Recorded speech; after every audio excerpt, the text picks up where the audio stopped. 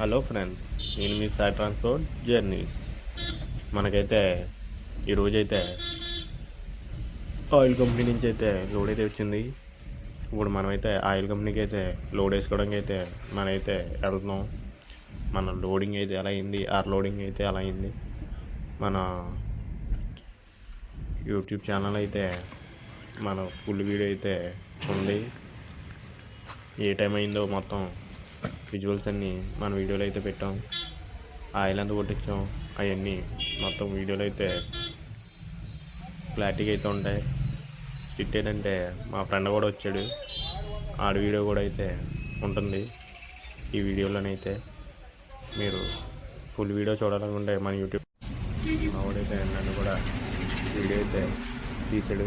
చీకటైనా సరే కొంచెం బాగానే వచ్చింది.